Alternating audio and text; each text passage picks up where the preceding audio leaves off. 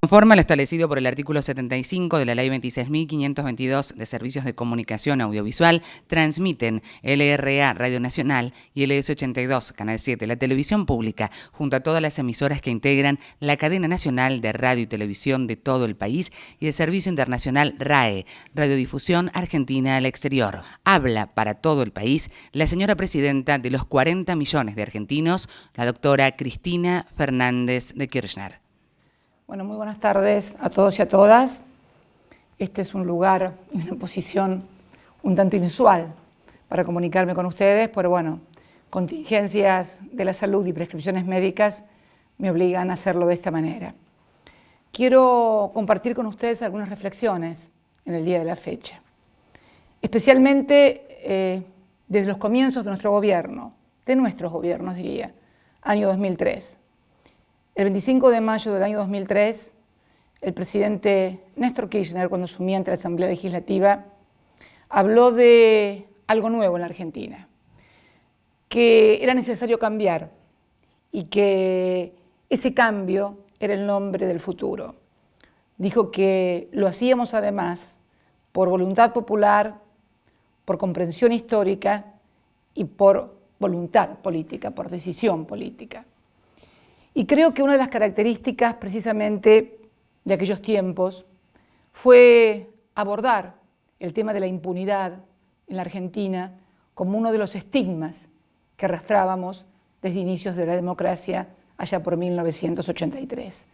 Combatir la impunidad se convirtió en uno de los pilares fundamentales de nuestro gobierno. Y precisamente en esa Argentina que le tocó recibir a Néstor Kirchner, había dos hitos de la impunidad en la República Argentina. El terrorismo de Estado, que lo representaban miles y miles de argentinos detenidos, desaparecidos, torturados, encarcelados o exiliados, y cuyos responsables, los responsables del terrorismo de Estado, no habían sido ni juzgados ni condenados y estaban en libertad. El otro hito de esa impunidad, sin duda lugar a dudas, lo constituían dos atentados del terrorismo internacional. Fíjense, terrorismo de Estado y terrorismo internacional. Y era la voladura de la Embajada de Israel en el año 1992, que cobró la vida de 29 argentinos, de 29 personas y un sinfín de heridos. Y más tarde, el 18 de julio de 1994, el atentado en la Mutual de origen israelí AMIA, que cobró la vida de 85 víctimas. Estos eran los hitos. Ahora bien, el compromiso de nuestros gobiernos precisamente fue combatir esa impunidad, porque para nosotros era imposible hablar de democracia en un país donde quienes habían violado los más sagrados derechos, que son los derechos humanos de las personas, los derechos a la vida, fundamentalmente, pudieran convivir con nosotros en la calle o quedar libres o quedar impunes. Así, en conjunto con el Poder Judicial, con el Poder Legislativo y con el Poder Ejecutivo, pudieron derogarse las leyes de obediencia debida, punto final, los indultos, y comenzar precisamente los juicios por lesa humanidad que nos convirtieron realmente a los argentinos y a la República Argentina como un modelo a imitar en materia de derechos humanos en todo el mundo. Hoy, desde aquel 25 de mayo del 2003, donde había una impunidad total, hemos ya celebrado más de 16 juicios de lesa humanidad, algunas son megacausas, algunas ya terminadas, otras en trámites. Hay al mes de diciembre 558 condenados, más de 900 procesados y más de 1000 y pico de detenidos. Sin embargo, de los otros dos atentados del terrorismo internacional, la voladura de la Embajada de Israel y la voladura de la AMIA, no hay ni un solo condenado y ni siquiera un solo detenido.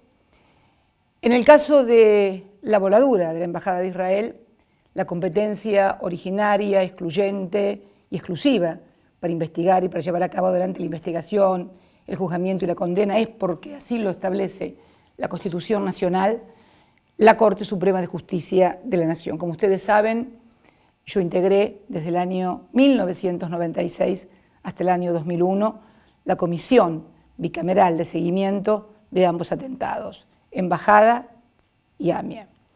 También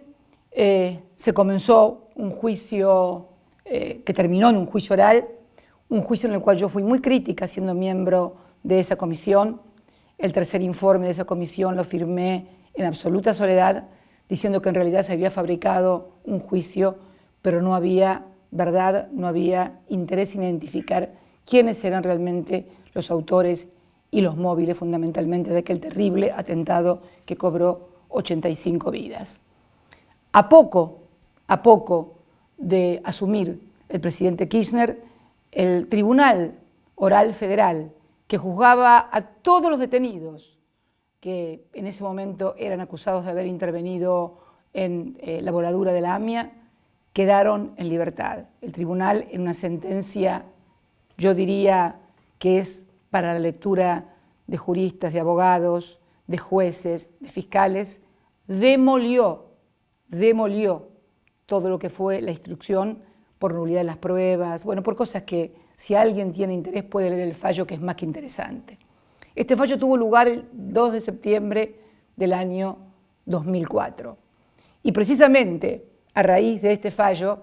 es que el día 13 de septiembre, es decir, a los muy pocos días, se conforma lo que voy a leer y que es la Unidad Especial de Investigación, voy a leer la parte resolutiva,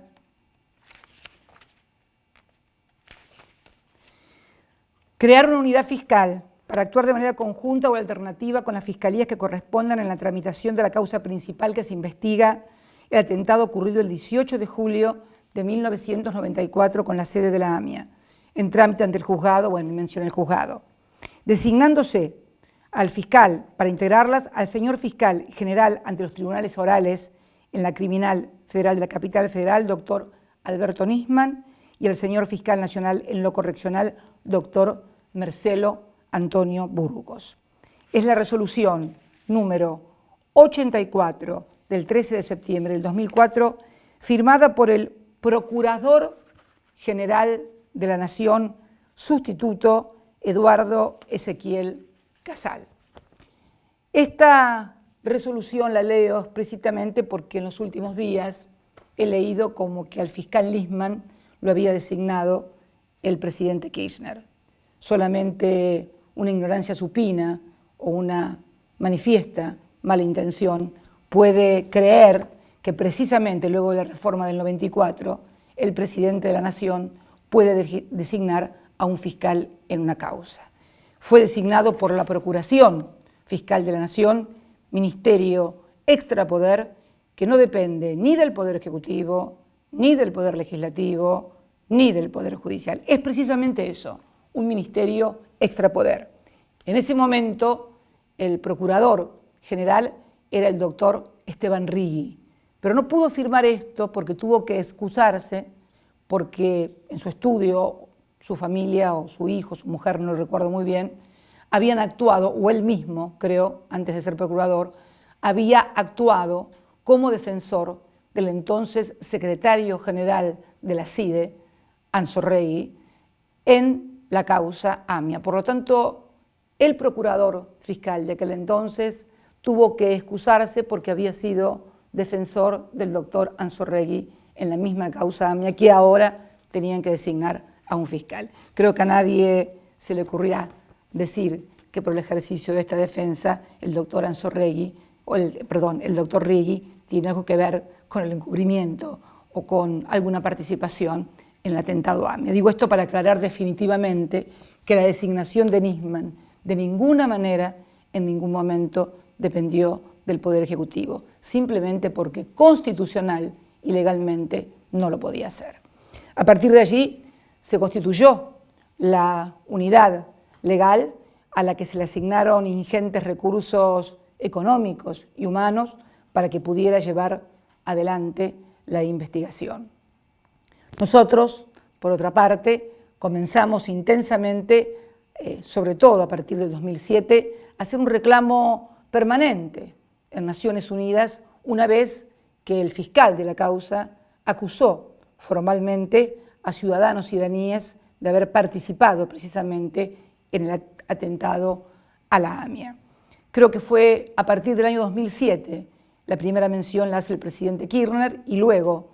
2007, si bien digo septiembre del 2007, yo no había asumido todavía como presidenta, recién lo hice el 10 de diciembre del 2007. Fue año 2007, año 2008, año 2009, año 2010, año 2011, año 2012, 6 años reclamando en Naciones Unidas, con el apoyo de las instituciones de la comunidad judía y también de los familiares de las víctimas, reclamándole a la República Islámica de Irán cooperación judicial para que el juez precisamente pudiera tomarle declaración a los detenidos, a los acusados, y de esta manera la causa saliera del estancamiento que teníamos. Porque bueno es recordar que hoy todavía, este próximo 18 de julio, se van a cumplir 21 años y todavía no hay un solo detenido ni un solo condenado por ninguno de los dos atentados y muy en especial por el de la AMIA. Recuerden cómo hemos trabajado en materia de derechos humanos, tratándose también de terrorismo de Estado. Esto evidencia claramente la voluntad como pilar fundamental de nuestro gobierno de esclarecer, voluntad que en el caso personal mío, más allá de lo institucional, era un involucramiento que tuve desde el primer momento que conformé parte de esa comisión en 1996, primero como senadora, luego como diputada y luego nuevamente como senadora, en donde, bueno, las discusiones internas eran constantes, inclusive con algunos miembros de la comunidad, inclusive con los apoderados de la causa, que luego no pudieron demostrar en el juicio oral ninguna de las hipótesis ni de las acusaciones que habían formulado en papel. Porque como yo siempre digo, los papeles aguantan cualquier cosa. Las pruebas en materia judicial, en materia procesal, son otra cosa.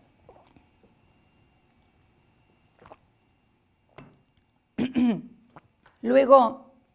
de muchos reclamos permanentes, duros reclamos, finalmente los representantes de la República Islámica de Irán se contactan públicamente, manifiestan que están dispuestos por primera vez, porque Irán nunca admitía que el tema AMIA formara parte de ninguna agenda. De hecho, recuerdo una reunión del Grupo de los 15 en Caracas, Venezuela,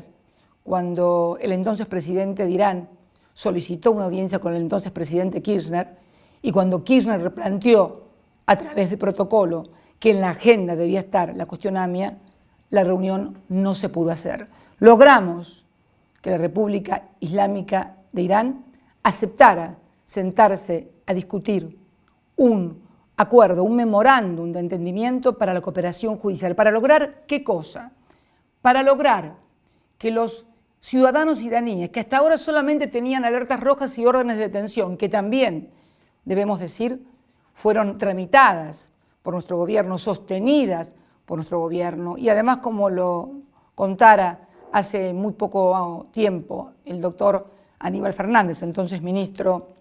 del Interior, fue el que sostuvo fervientemente ante el fiscal de la causa, el doctor Nisman, y quien lo acompañaba en ese entonces, el señor Estiuso, miembro de la CIE o de la ex-CIDE, que era necesario viajar a Lyon para sostener y fundamentar precisamente estas órdenes o alertas rojas.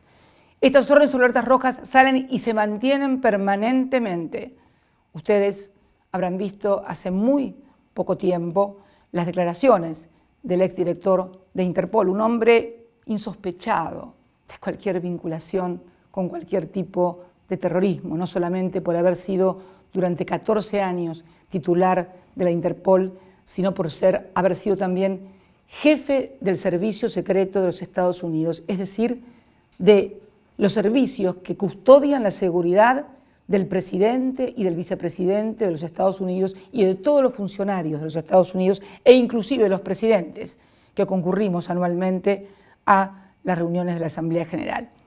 Ronald Noble aclaró y dijo muy firmemente cuál había sido la actitud del gobierno argentino, mantener permanentemente las alertas rojas, aclaración que tal vez no hubiera sido necesaria porque bastaba con leer el reglamento de Interpol y solamente los que pueden pedir alertas rojas son jueces, son órdenes judiciales, por lo tanto, esas alertas rojas únicamente podían ser levantadas por el mismo juez que las había pedido y que las había obtenido. Así todo, y como siempre digo, en la Argentina hay que terminar aclarando lo obvio y lo más simple. Lo cierto es que habíamos obtenido precisamente un principio, un memorándum de entendimiento para que finalmente la causa saliera de la parálisis que estaba también desde el año 2004, porque no se lograba tomar declaración a los acusados. Y no hay posibilidad en nuestro país, por nuestro orden constitucional, de que nadie sea juzgado y condenado si no es, además, interrogado, indagado. No se puede haber juicios en ausencia. Además, la ley de Irán, de la República Islámica de Irán, prohíbe, al igual que la de la República Federativa del Brasil, que sean extraditados ciudadanos de ese origen, en el caso de Irán, iraníes, o en el caso de Brasil, brasileros, para ser juzgados fuera del país. Deben ser juzgados dentro del país. Habíamos dado un salto cualitativo muy importante y allí fue que se desataron todos los demonios. Quien había solicitado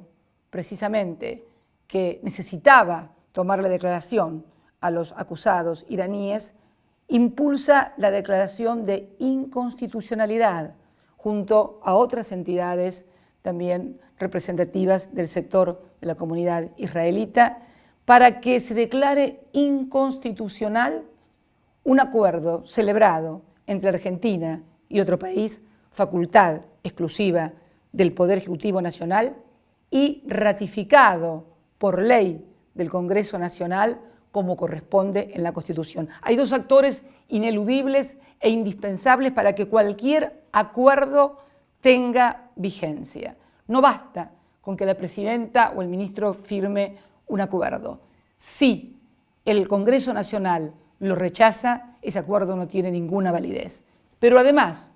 cuando se produce precisamente la firma de un convenio y la ratificación del Congreso, el acto se convierte en no judiciable. Esto también es jurisprudencia de la Suprema Corte de Justicia de la Nación, que ha dicho que los tratados internacionales que son dictados y sancionados conforme lo dice la Constitución no son materia judiciable. Sin embargo, se declara la inconstitucionalidad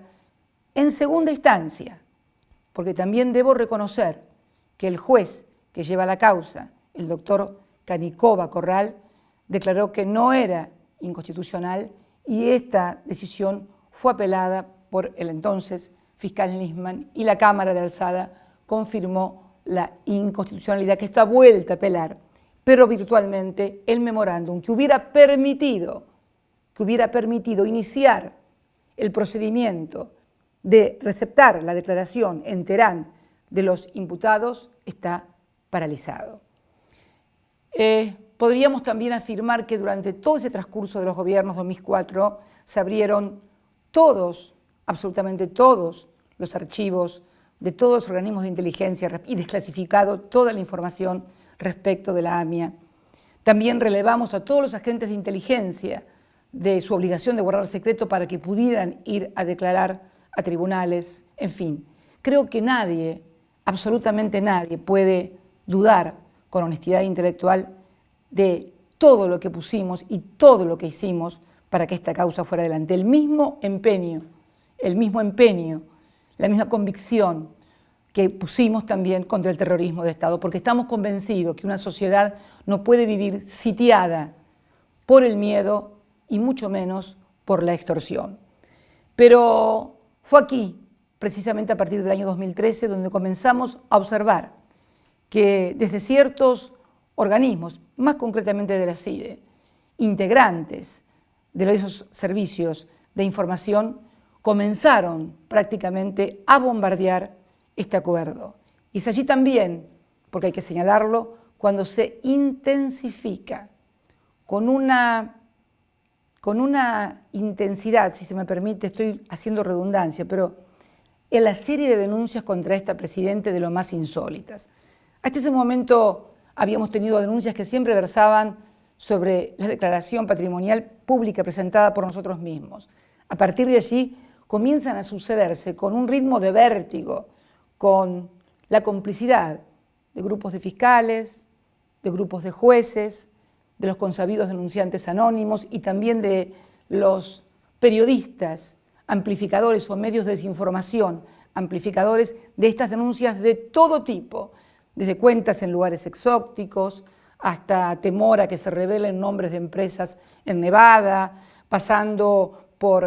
lugares donde habría montañas de euros o de dólares, en fin, todo tipo de denuncias contra esta presidenta de una manera como nunca se vio en ninguna etapa de la democracia. Basta corroborar la crónica para comprender cómo se comenzó a actuar desde el año 2013 a partir del memorándum de entendimiento contra esta presidenta. Y la verdad que esto se comenzó a hacer desde algunas oficinas desde el propio Estado Nacional. Y esto toma un cariz muy evidente, que es precisamente el que me lleva a adoptar la decisión de que cuando se produce la renuncia de las autoridades de la ex-CIDE y asumen las nuevas autoridades, tomar decisiones. La primera, el desplazamiento de muchos de esos agentes que, vuelvo a decir, venían desde el año 83. Este tema del sistema de inteligencia nacional no es un problema que nace en el año 2003. Es una deuda pendiente de la democracia desde el año 1983. Y las personas que hacían estas cosas estaban precisamente desde el advenimiento, inclusive de la democracia, ya formaban parte de esta institución. Las personas que fueron a ocupar el cargo de director y de subdirector o secretario o subsecretario de esta secretaría, no solamente fueron con la precisa instrucción de desplazamiento de estas personas, sino con otra mucho más importante, que es la que yo quiero comunicar hoy también a todos los argentinos, y que es comenzar a trabajar sobre un proyecto de reforma del sistema de inteligencia argentino para transparentar definitivamente un sistema que evidentemente no ha sido de inteligencia, que evidentemente no ha servido a los intereses nacionales. Por eso les pedí la elaboración de un proyecto de ley que me acaban de entregar. Yo este proyecto lo he remitido a la Secretaría Legal y Técnica para que termine de encuadrar legalmente esta nueva norma, pero me gustaría compartir con ustedes algunos de los principios rectores de este nuevo sistema de inteligencia que va a ser remitido, porque esto obviamente es una modificación de ley, exige la intervención del Congreso Nacional, va a ser remitido antes de mi viaje a China este fin de semana y también va a ser firmado el decreto convocando a sesiones extraordinarias a partir del 1 de febrero para el tratamiento de este tema. El proyecto, entre otras cosas, presenta en primer término la disolución de la Secretaría de Inteligencia, más conocida por todos como CIDE, porque en realidad todo el mundo siempre, pese a que se le había cambiado el nombre de Secretaría de Inteligencia de Estado, así, siempre la siguió llamando CIDE. Es que el cambio de nombre no modifica nada, sino se modifican las prácticas. Y vuelvo a reiterar, esto es una deuda que tenía la democracia de todos los que hemos sido gobierno desde el año 1983. Tal vez me toca a mí reformar, como tantas otras cosas hemos hecho, y creo que también es necesario que la justicia, que ha rechazado parte de las reformas que hemos efectuado, comience también a repensarse, porque hemos visto fundamentalmente en estos días una suerte de calecita permanente entre fiscales, jueces, periodistas, medios de comunicación, servicios de inteligencia que intervienen en expedientes judiciales o que manejan fiscales o que manejan jueces, que evidentemente han quedado al descubierto en estos momentos y que es necesario cortar de cuajo. Por eso he tomado la resolución de que se disuelva esta Secretaría y se cree la Agencia Federal de Inteligencia, cuya conducción estará a cargo de un director general y de un subdirector, que requerirán para ocupar el cargo acuerdo del Senado. Se mantiene en el ámbito del Poder Ejecutivo, son designados por el Poder Ejecutivo, pero requieren acuerdo del Senado para poder funcionar como tales. También quiero leer que en esta nueva ley, en nuestro nuevo sistema de inteligencia, se cambian y se establecen principios rectores o paradigmas totalmente diferentes a los vigentes en materia de sistema de inteligencia nacional, porque establece que la presente ley tiene por finalidad establecer el marco jurídico en el que desarrollan sus actividades los organismos de inteligencia conforme la Constitución Nacional, los tratados de derechos humanos suscriptos y los que se suscriban con posterioridad a la sanción de la presente ley y toda otra norma que establezca derechos y garantías. También establece que la inteligencia nacional consiste en la obtención, reunión, sistematización y análisis de la información específica referida a hechos, riesgos y conflictos que afecten la seguridad de la nación y sus habitantes, y tipifica específicamente de qué estamos hablando. Para la prevención de amenazas internacionales provenientes del terrorismo, narcotráfico, tráfico de armas, trata de personas, ciberdelitos y delitos contra el orden económico y financiero, como así también toda otra forma de criminalidad organizada en forma internacional. Estamos fijando un ámbito concreto, casi de defensa frente a ataques externos o frente a flagelos de la complejidad por su globalización de la trata de personas, del narcotráfico, del ciberdelito, de los delitos económicos. Las actividades de inteligencia interna solo quedarán limitadas a la investigación en materia de delitos federales complejos, inteligencia criminal o atentados contra el orden institucional o constitucional que prevé el artículo 36 de la Constitución Nacional. Esto es una reforma muy importante que introdujimos en el año 1994, cuando se estableció que se deben considerar traidores a la patria todos aquellos que atenten contra el orden constitucional, contra las autoridades legal y constitucionalmente constituidas mediante el voto popular. En síntesis, contra la democracia. También se establece claramente que la Agencia Federal de Inteligencia será el órgano superior que estará a cargo de estas tareas, en la persona de su director y de su director general y también su subdirector. Y se establece también la transferencia a la Procuración del Ministerio Fiscal, o sea, la Procuración Nacional, Ministerio Público Fiscal, de lo que es el sistema de observaciones judiciales, conocido normalmente con el nombre de OJ, algo desconocido tal vez para el ciudadano común, pero que es el sistema de escuchas que ordenan los jueces y que hoy están en el ámbito del Poder Ejecutivo. Hemos decidido transferir la totalidad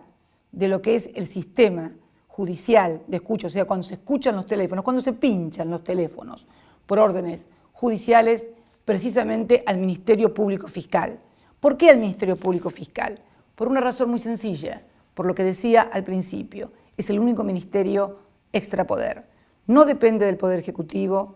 no depende de la Corte, no depende del Poder Legislativo. Y es muy importante que alguien al que la Constitución Nacional le asignó en la reforma del año 94 la responsabilidad de velar sobre la seguridad de la nación y los habitantes y sobre la legalidad de los actos, que sea de ahora en más quien sea responsable del sistema de observaciones judiciales. De ahora en más, todo juez o fiscal que pueda pedir una escucha deberá dirigirse al Ministerio de la Procuración Fiscal. También quiero decirles que he pedido que este proyecto establezca un plazo no prorrogable de 90 días para entrar en vigencia.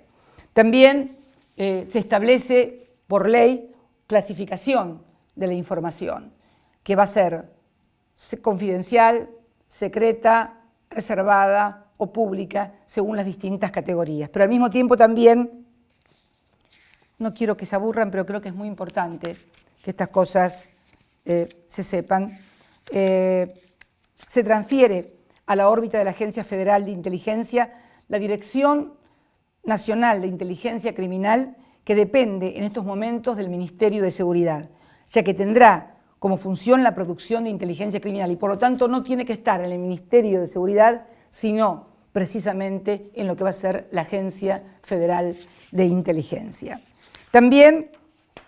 se crea, y esto es muy importante, una limitante, la que establece que toda relación o actuaciones entre la Agencia Federal de Inteligencia y funcionarios o empleados de cualquiera de los poderes públicos federales, provinciales o locales vinculadas a las actividades reguladas por la presente ley, solo podrán ser ejercidas por el director general o por el subdirector. En español simple, ya nadie va a poder contactarse, ni jueces, ni fiscales, ni ministros, ni ningún tipo de funcionarios locales, municipales, provinciales o nacionales con tal agente, con tal persona. No. La única vía que tienen los funcionarios para conectarse con la Agencia Federal de Inteligencia va a ser precisamente la institucional en la persona de su director general y su subdirector que, reitero, requerirán acuerdo del Senado. Al mismo tiempo también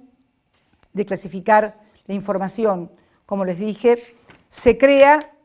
los bancos de datos, los bancos de protección de datos y archivos de inteligencia que tendrán los siguientes objetivos: controlar el ingreso y salida de información en las bases de datos y archivos de inteligencia, garantizando de manera prioritaria su reserva constitucional y legal, asegurar que aquellos datos de inteligencia que una vez almacenados no sirvan para los fines establecidos por la presente ley sean destruidos y garantizar que la información no será almacenada en las bases de datos de inteligencia por razones de raza,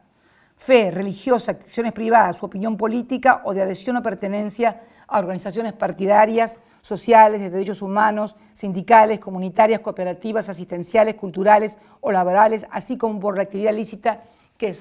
desarrollen en cualquier otra esfera. Se crea entonces un banco también de protección de datos y archivos.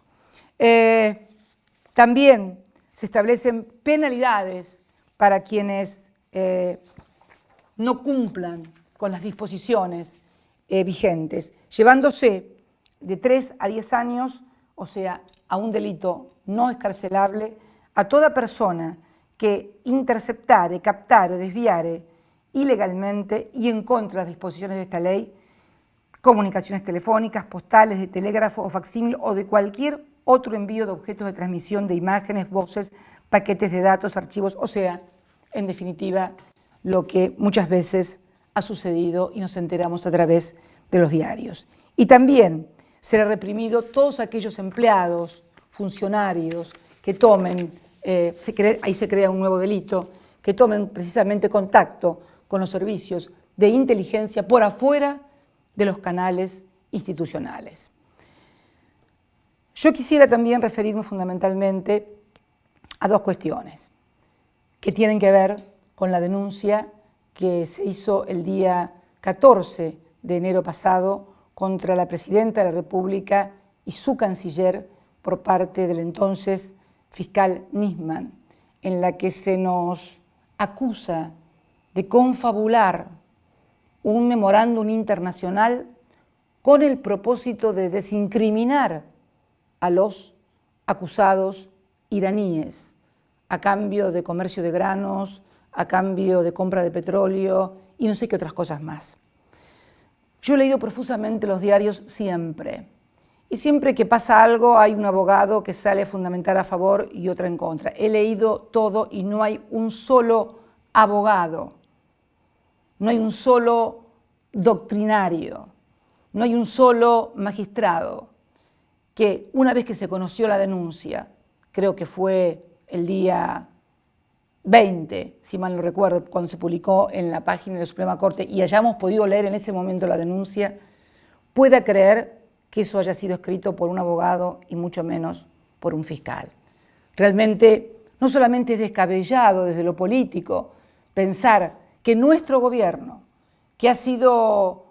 fundamental en todo lo que ha sido la lucha contra el terrorismo de Estado e internacional, en todos los foros internacionales, en la causa AMIA, pueda siquiera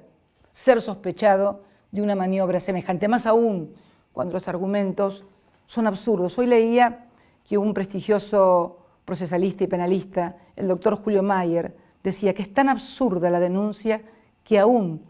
cuando hubieran tenido lugar las conductas o los hechos que allí se describen, tampoco habría delito. Es que no puede caber en la cabeza de nadie que alguien pueda delinquir firmando un tratado internacional aprobado por el Congreso. Pero además,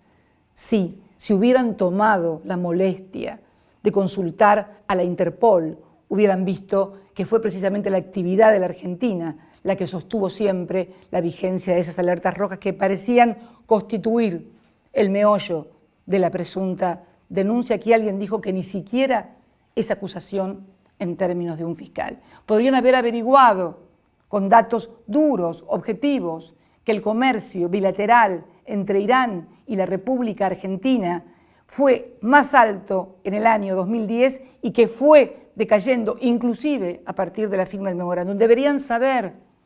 que lo que nosotros importamos en materia de combustibles es mayormente combustible, porque nuestro principal problema es el que necesitamos fuel oil y combustible. Pero deberían saber además que nunca compramos petróleo a Irán, porque además el petróleo iraní no sirve por las componentes que tiene para ser precisamente tratado en la República Argentina, que el principal problema que tiene, entre otros, no es solamente la producción de crudo, porque estamos exportando crudo, sino la capacidad de refinación,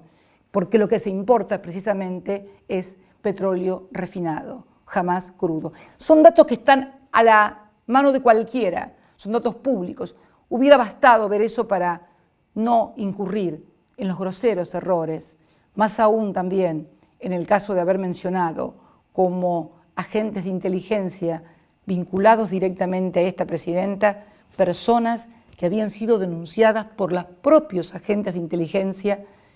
que proveían de información al fiscal Nisman como falsos agentes por tráfico de influencias y habían sido denunciados penalmente. Realmente esto recién lo conocimos el día que se conoció la denuncia, no se conoció el día 14 y probablemente tal cual lo afirmé en una de las cartas, una de las dos cartas que dirigí a la comunidad, tampoco el fiscal Nisman haya podido enterarse. A propósito de esas dos cartas, y si se me permite la digresión, se intentó decir que en la segunda había cambiado de opinión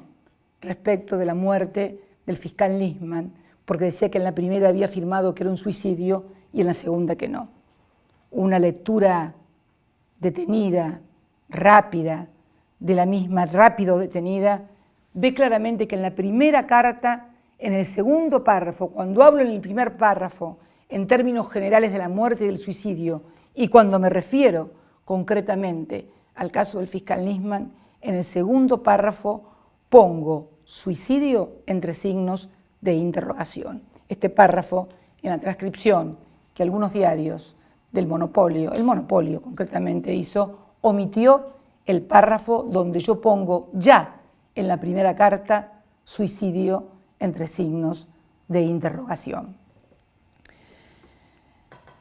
También debo decir y manifestarme de acuerdo a lo que fue el lamentable hecho de la muerte del fiscal Nisman y también de todo lo que aconteció después. Yo me enteré de que algo estaba sucediendo, no de la muerte del fiscal Nisman, el lunes a la madrugada, exactamente a las 0:30 horas, cuando se comunica conmigo la ministra de Seguridad, María Cecilia Rodríguez, y me dice: perdone, presidenta, que la moleste a estas horas, pero tengo que informarle que ha sucedido un incidente, así fueron sus palabras, si mal no recuerdo, un incidente en el departamento o en la casa del fiscal Nisman. ¿Cómo un incidente? ¿Qué incidente? Bueno, está la madre, está el juez, están esperando que llegue la fiscal o el fiscal, me dijo, y hay en el baño un charco de sangre que sale, en el baño sale por abajo de la puerta, me dice, no me dice charco de sangre, me dice sale sangre por abajo de la puerta y se ve un dedo. Yo primero pensé que era un chiste de madrugada. Digo, María Cecilia, ¿me estás tomando el pelo o me estás hablando en serio? No, doctora, le estoy diciendo la verdad. No sabemos, pero ¿quién está del otro lado? No sabemos, porque el juez no quiere entrar hasta que no llegue la fiscal. Pero ¿cómo no van a entrar? Si está el juez puede entrar, ¿cómo no va a entrar el juez? Puede haber una persona que se haya hecho daño, que entren. No, el juez no quiere entrar hasta que no llegue la fiscal. Recién me confirman aproximadamente, yo no quiero mentir la hora, pero 2:30, 3 de la mañana, que era el cuerpo del fiscal Nisman que estaba en un charco de sangre. A esa hora se enteró la presidenta de la República de este desgraciado suceso. Más tarde comenzaron a aparecer nuevos datos. Los datos eran que la pistola que había producido la muerte del fiscal Nisman pertenecía a un empleado de su propia fiscalía, experto en informática, que tenía una íntima relación con el fiscal, que fue la última persona que lo vio con vida, que estuvo con él, que habló con él. Esta última persona que lo vio con vida, que habló con él, que además era de su íntima confianza, de su íntima amistad y que concurría, según hemos podido saber asiduamente, a su departamento, fue el que le da su arma, su propia arma 22, que está registrada como tal en el RENAL, que es donde está el registro de armas. Esta persona, además, es, podemos decir, un feroz opositor al gobierno. Todo el mundo tiene derecho a ser opositor al gobierno, pero pudimos advertir por su Twitter las groserías y los insultos. Groserías e insultos que no voy a reproducir porque es impropio de una presidenta, pero esos insultos, esos agravios, casi con un contenido machista, están dirigidos precisamente a la persona de la presidenta de la República. Tenemos entonces una persona de la íntima confianza del fiscal, que es la que le provee el arma, que es la última persona que lo ve. La primera que entra al departamento es su madre, porque al fiscal lo encuentran muerto en su propia casa, y la que lo encuentra muerto y lo ve por primera vez, después pudimos enterarnos, es su propia madre y no sé qué otras personas antes que llegaran las autoridades judiciales. Y también pudimos enterarnos que esta persona, el señor Diego Ángel Lago Marcino, no solamente es un feroz opositor, que tiene todo el derecho de hacerlo, sino que además es el hermano de un importante ejecutivo del estudio Sáenz Valiente, socio del grupo Clarín. Todos recordarán aquellos cuadros que presentara Martínez Batela, donde las sociedades compartidas entre Clarín y los Sáenz Valientes. Es el gerente de informática del grupo Clarín. La pregunta que me hago es la siguiente: ¿por qué estos datos no salieron a la luz? Estos datos pueden observarse en internet al ingresar en la página de dicho estudio. Ningún periodista de investigación, absolutamente nadie mencionó esto. Y la pregunta que me hago es la siguiente: si en lugar de que el arma perteneciera al señor Lago Marcino, íntimo amigo del fiscal y miembro de la fiscalía que investiga AMIA, y además un opositor a este gobierno, y hermano de un importante ejecutivo de las empresas vinculadas al Grupo Clarín, hubiera sido un fervoroso militante del Frente para la Victoria, y además de eso, hubiera tenido un hermano con un importantísimo cargo en el Poder Ejecutivo Nacional, ¿qué se estaría diciendo? Por eso realmente todos estos días de un verdadero aquelarre informativo, confusiones, que realmente conllevan a desconcertar a la gente y hacerla indignarse frente a las cosas, tienen un propósito muy definitorio, diría yo, que es la desinformación, la confusión y fundamentalmente que haya un gran pesimismo en la gente frente a la labor que puede cumplir la justicia. Por eso, en otra de mis cartas, pedí especial protección para el señor Diego Ángel Lagomarsino. Uno leía los diarios y los diarios decían que estaba en un hotel con más de 15 custodios que se turnaban rotativamente. Todos ustedes lo deben haber leído o escuchado hasta el cansancio en un cable de noticias. El otro día nos enteramos que el señor no tenía custodia cuando la fiscal no lo podía ubicar y se ordenó su no salida del país. A propósito de la salida del país, también tenemos información a través de la Oficina de Migraciones y del Ministerio del Interior en la parte de pasaportes que el señor Diego Ángel Lagomarsino comenzó a tramitar su pasaporte el día 14 del corriente mes, o sea, el 14 de enero, día en que el fiscal Nisman presentó su denuncia. Por supuesto, ese pasaporte, dado los hechos que son de público notorio, fue retenido y no le fue entregado al señor Diego Ángel Lagomarsino. Seguramente la fiscal o la jueza de la causa requerirán información al Ministerio del Interior, que es el que maneja todo el tema de los pasaportes. Podríamos también agregar al respecto que en realidad no hay que pensar que no es posible investigar y saber qué es lo que pasó. ¿Por qué digo? Porque también en el año 2010 tuvimos un asesinato terrible, el del militante del Partido Obrero Mariano Ferreira. Todavía recuerdo las palabras de mi hijo diciendo que la bala que rozó o que mató a Mariano Ferreira rozó también la cara, el corazón de Néstor Kirchner, el presidente. Y me acuerdo que teníamos muchos menos elementos en ese momento. Había sido una escaramuza entre dirigentes o militantes de un sector, de un sindicato y el Partido Obrero, y teníamos un muerto, un asesinado. Y recuerdo que cuando la familia vino a verme, a mí, su padre, su madre que lloraba, su hermana, su hermano, Pablo Ferreira, me preguntaron si se iba a proteger a alguien, concretamente si se iba a proteger a quien era entonces secretario general del gremio de ese sindicato. Eso me preguntó Pablo Ferreira y yo le dije mirándole la cara que no estaba casada con nadie, que la única persona con la que yo estaba casada ya no estaba más. Esto sucedió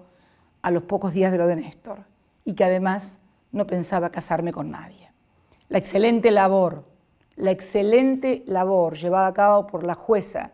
Vilma López y la fiscal Cristina Camaño, a quien también desde el gobierno acompañamos todos los elementos que habían llegado a nosotros, porque esto pudo esclarecerse a partir de una persona que había participado en los hechos y testimonió bajo protección. Se acordarán inclusive que hubo varias discusiones y que hasta un perito en balística resultó procesado porque intentó desviar la investigación y decir que la bala en realidad que había matado a Mariano Ferreira era una bala que había venido rebotada, no me acuerdo cómo era. Pero lo cierto es que es posible, cuando se pone la justicia a investigar en serio, encontrar a los responsables y encontrar a los culpables. Yo creo sinceramente que esa denuncia, sin ningún fundamento, sin ningún asidero, y la muerte del fiscal Nisman están directamente vinculadas con antecedente del memorándum de entendimiento y con la impunidad del atentado de la AMIA, porque parece ser que en realidad nadie quisiera que se investigara a fondo o se tomara declaración a alguien. Es como un constante investigar, un constante decir, un constante acusar, pero no lograr los instrumentos ni provocar las conductas y los comportamientos que nos permitan arribar a la verdad y obviamente al enjuiciamiento, a la condena y al castigo a quienes fueron responsables del peor atentado terrorista que tuvo la Argentina y que costó, reitero, la vida de 85 personas. Por eso no se entiende, o tal vez se entiende porque me tocó participar a mí durante toda la comisión y vi cómo se plantaban pruebas, cómo se creaban pistas que eran falsas, cómo cosas que luego no pudieron demostrarse en el juicio oral, y todo volvió a foja cero. Hace 21 años del atentado, y hoy alguien pretendió, con una denuncia sin fundamentos, que nosotros queríamos desviar la investigación y ocultar a los iraníes por la venta de granos. ¿Qué granos? Si los únicos que le venden granos a los iraníes son Aceitera General Dehesa, Cargill, Bunge y Born, Nidera, Noble, inclusive Molinos Libres, que también vende arroz, proveniente tal vez de alguna empresa del mismo grupo, pese a las desmentidas, porque hacen también triangulación. Nadie pensará que ninguna de estas empresas es precisamente amiga del gobierno, ni tengo propiedad de ningún campo que produzca granos, por lo tanto no hay ningún tipo de esos intereses que se han querido confundir a la sociedad. Seguimos como estamos en el año 2003. Queremos saber, y para saber se necesita tomar declaración y se necesita la cooperación judicial que le reclamamos durante años a la República Islámica de Irán. Y cuando se firma el entendimiento, la justicia argentina, producto de presiones y de movimientos de fiscales, de jueces, lo declara inconstitucional. Entonces los iraníes dicen, declararon inconstitucional, no se mueve absolutamente nada. El otro día inclusive leí un reportaje donde en el New York Times se hablaba de constituir una comisión internacional de juristas prestigiosos. Es evidente que ni siquiera han leído el artículo primero del memorándum de entendimiento que establece la constitución de una comisión de 7 juristas de prestigio internacional, que no podían ser ni argentinos ni iraníes, no para juzgar porque no pueden hacerlo, no para intervenir porque no lo pueden hacer, sino simplemente para opinar sobre la prueba recolectada. Esto que se estaba proponiendo era precisamente el artículo primero, es precisamente el artículo primero del memorándum de entendimiento. Pero lo que más me llamó la atención absolutamente de esa denuncia es la mención que se hace como presuntos agentes de la CIDE, con vinculación directa con esta presidenta y con una suerte de CIDE paralela, a 2 agentes, presuntos agentes, que el propio proveedor de información del fiscal Nisman había denunciado ante la justicia penal como usurpadores de títulos que no tenían y traficantes de influencia ante funcionarios de la aduana.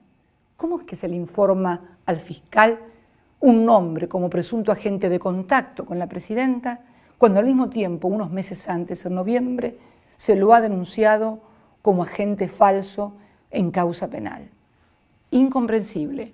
o tal vez demasiado comprensible. Había que presentar la denuncia el 14 en el marco de los sucesos y de la conmoción que había en el mundo por los sucesos de París, por eso también el retorno imprevisto del fiscal, y por eso no se introdujo el nombre de los testigos o de los agentes que habrían intervenido, precisamente porque la mención de esos agentes impedía que se hiciera pública inmediatamente la denuncia. Por eso digo que tal vez todo lo que ha sucedido constituya el hilo de Ariadna, lo que yo llamo el hilo de Ariadna. El hilo de Ariadna es una leyenda de la mitología griega que consiste fundamentalmente en cómo se sale de un laberinto. En la isla de Creta había un laberinto donde había un monstruo, el Minotauro, que reclamaba todos los años que se le entregaran 7 jóvenes para el sacrificio. Y nadie podía escapar de ese laberinto. Sin embargo, una mujer, Ariadna, le dio a Teseo, para que entrara, un hilo, para que fuera poniendo el hilo por todo el laberinto y luego de acabar con el Minotauro pudiera salir. Tal vez este lamentable y desgraciado suceso de la muerte del fiscal Nisman constituya el hilo de Ariadna, que nos permita de una buena vez por todas dar respuesta a las 85 víctimas y a sus familiares. Este gobierno es un gobierno comprometido absolutamente con los derechos humanos. Es paradigma en el mundo en materia de respeto a los derechos humanos. Es paradigma en el mundo en materia de lucha y combate contra el terrorismo. Salvo algún otro presidente de los Estados Unidos de Norteamérica o tal vez de Israel, hayan nombrado a la República Islámica de Irán acusándola de algo en el seno de Naciones Unidas. Los presidentes de la República Argentina, Néstor Carlos Kirchner y quien le habla, fueron los primeros que lo hicieron desde el año en que el atentado sucedió, 1994. ¿En qué cabeza puede caber que quienes precisamente fueron los primeros en acusar y en lograr y en tratar de que la República Islámica de Irán coopere, mencionándolos y acusándolos en base a lo que el fiscal de la causa suministraba, pueden ahora intentar, no se sabe por qué cosa, querer distraer o desviar la investigación? Por favor, no subestimen la inteligencia de los argentinos. Y porque no subestimamos tampoco la inteligencia del Estado ni la de los argentinos, es que también hemos tomado estas decisiones que espero, esta disolución de la Secretaría de Inteligencia, esta reformulación de todos los organismos de inteligencia, esta transferencia del sistema de escuchas judiciales, no ya al ámbito del Poder Ejecutivo, sino al ámbito del Ministerio del Público Fiscal. Esta decisión también de que los agentes no puedan tener ningún contacto con ningún otro miembro del Estado en cualquiera de sus tres poderes, ni tampoco de particulares, sino es a través de la figura de sus directores y otras reformas que también se introducen a todo el sistema. Esto es una deuda que teníamos pendiente con la democracia, como tantas otras que nos ha tocado cumplir, como fue en su momento la recuperación de los recursos de los trabajadores para que puedan ser administrados por el Estado, como también lo fue la asignación universal por hijo, como lo fue el desendeudamiento y la reestructuración de la deuda argentina. Me olvidaba, otra de las acusaciones eran de las empresas de los fondos Wistrich Nevadas. Vengo reclamando permanentemente que de una buena vez por todas nos digan los nombres de esas empresas, porque también los argentinos queremos conocerlas. Pero es aquí que cuando se descubren 4.040 cuentas, como se descubrieron, por ejemplo, a partir de una colaboración con la República Francesa, 4.040 cuentas en serio, no que aparecen en los diarios, hay un silencio absoluto, ocultamiento y desinformación por parte de la prensa. Me parece que lo que les interesa no es precisamente atacar o perseguir la corrupción, sino atacar y perseguir al gobierno y en especial, dentro del gobierno, a esta presidenta. Yo quiero también decirles algo, argentinos. A mí no me van a extorsionar, a mí no me van a intimidar. Yo no les tengo miedo. Que digan lo que quieran, que hagan las denuncias que quieran, que los jueces me citen, que los fiscales me denuncien. No me interesa, pero no me van a hacer mover un centímetro de lo que siempre he pensado, que no se puede seguir manejando a la República Argentina de esta manera, que es necesaria una profunda reforma también en el Poder Judicial, que desgraciadamente muchas veces fue declarada inconstitucional, no aplicada, pero es necesario que los tres poderes del Estado exhibamos transparencia absoluta. Y en este caso, el fiscal Nisman, el Poder Judicial tiene un gran desafío, como lo tuvo cuando se produjo el asesinato de Mariano Ferreira, demostrar que es posible encontrar a quien mató a alguien, que es posible enjuiciarlo con los jueces de la Constitución, que es posible condenarlo de acuerdo a lo que prescribe nuestro Código Penal y que es posible reconstruir la confianza de todos los argentinos en su Poder Judicial. Esto tenía que decirlo porque yo no puedo permitir que de ninguna manera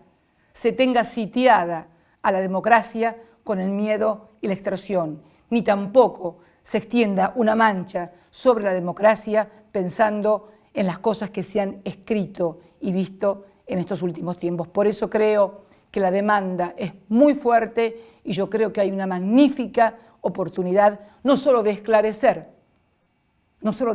la muerte del fiscal Nisman, sino que ese esclarecimiento nos comience a conducir, como el hilo de Ariadna, a la salida del laberinto. Muchas gracias. Conforme a lo establecido por el artículo 75 de la Ley 26.522 de Servicios de Comunicación Audiovisual, transmitieron hasta aquí LRA Radio Nacional y el S82 Canal 7 la Televisión Pública, junto a todas las emisoras que integran la cadena nacional de radio y televisión de todo el país y el Servicio Internacional RAE, Radiodifusión Argentina al Exterior.